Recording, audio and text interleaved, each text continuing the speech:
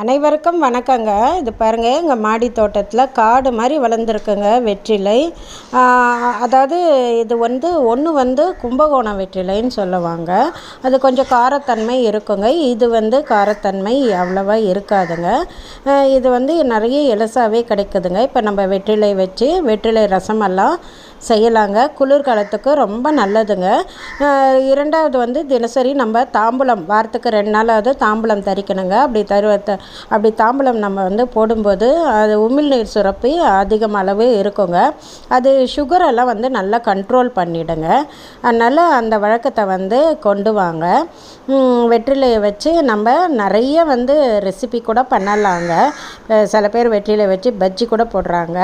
அதனால் இது வெற்றிலையை தொடர்ந்து நம்ம பயன்படுத்தலாங்க. இது நார்மலான வெற்றிலை. அடுத்தது இப்போ பெரிய பெரிய இலைகளாக நான் காட்டுறது கும்பகோணம் வெற்றிலைங்க. மிக்க நன்றிங்க.